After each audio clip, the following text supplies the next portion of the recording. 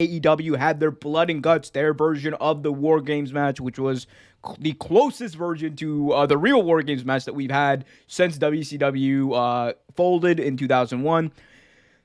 This was a great match. This was an old style, like very very hardcore wrestling match.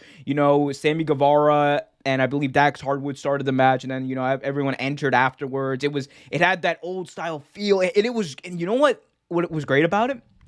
Throughout the match, it felt real. Yeah, It's one of the few times, because these are very fleeting moments nowadays with kayfabe being eliminated, that wrestling felt real.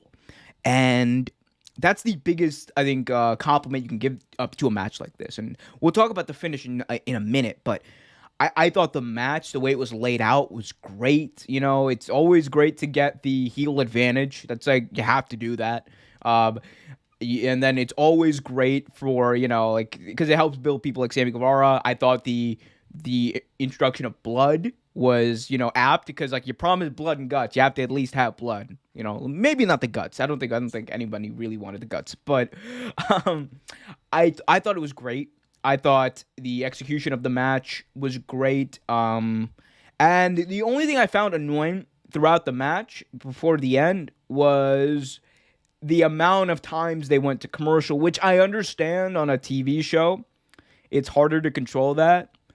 But when I think they went to commercial 3 times, and the feet, and they had the box in or whatever, and then that broke off for 2 minutes at a time sometimes. So that was annoying, I'm not gonna lie. I wish they had worked something out, maybe the last 2 commercial breaks were bought and paid for by some other advertising. There's always stuff you can work out like that. But I thought the match was great. Thought this was the best War Game style match we've had since the 1997 or 96 War Games match between the NWO and the New Four Horsemen. I thought, and I loved it. This automatically became one of my best matches of 2021. I just want to get your thoughts on it. So, like I was saying earlier before got on camera, I swear Tony Khan listens to us. I swear he does. We said it almost simultaneously. He listens to us. The NWO Four Horsemen match, greatest War Games ever, in my opinion. The fact that they handcuffed all of Four Horsemen and then beat the dog shit out of Ric Flair. Yep. And used that as pretty much a bargaining chip was amazing. And what did MJF do? He threatened the entire inner circle and said he would throw Jericho off if they didn't give up.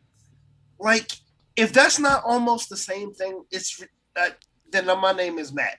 You know what I mean? That was crazy. It was so good though. Like you said, the match broke off as an old school top style team versus team match. And I've said this from the beginning. FTR reminds me of the Brainbusters. They remind me of Tully and Arn Anderson. They have always reminded me of them, even when they were in WWE. They remind me of the Brainbusters.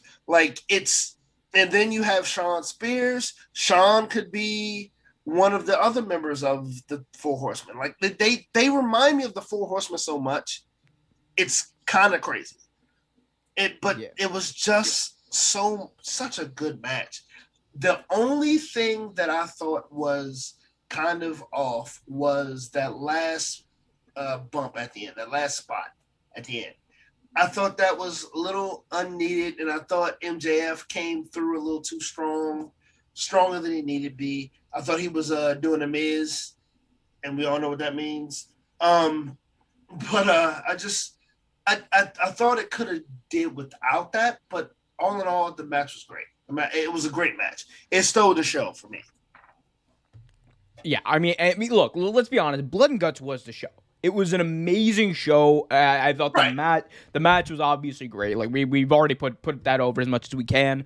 And the finish that they did, it was honestly the best finish you could do, because if you're look, if you're going to do a callback to War Games, you might as well go back to one of the best finishes we've ever seen from that entire match. You might as well go back to that 1996 finish where like Ric Flair was getting his brain busted in through the cage door while everyone in the Four Horsemen was handcuffed, and then they were forced to surrender. And then the NWO ended up hurting him anyway. That's exactly Right. what we saw, and it was perfect because you know what it does, Trevor? What it does is psychologically, it makes MJF look like a smart heel, which there's very few of those like in pro wrestling today.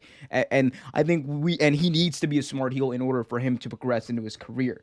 And I do think that MJF benefited from this. We'll talk about the bump at the end in a minute because that's going to be its own like segment. But Yeah, it needs to be. It definitely needs it will be. But I think that the moment where he had Chris Jericho there and then Sammy Guevara just said, "No, we surrender." Perfect. That's like perfect storyline, storytelling in wrestling. It's perfect on every front you can go on. I thought, and my other big takeaway from that was it you remember how I was talking last week how this would be the best finish because it would make the Pinnacle look like threats, but at the same time it wouldn't make the Inner Circle look weak.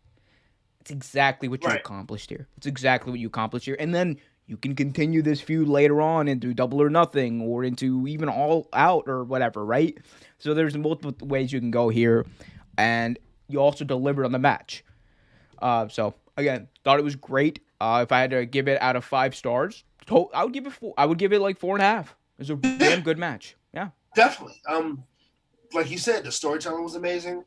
It again, like we said last week, it made the Pinnacle look strong, but did not make the Inner Circle look weak. It just made them look like human beings, which is fine. You know what I mean? Because that's what the Inner Circle is going for right now. They're trying to put on this whole, face act, which is fine. I'm cool with that. thanks for watching this video from Real Take Sports Talk. Remember to like, share, subscribe, hit that notification bell so you get notified whenever a new video is released. Also, remember to check out our live show every single Thursday at 8 p.m. right here on the YouTube channel. And remember, keep it real.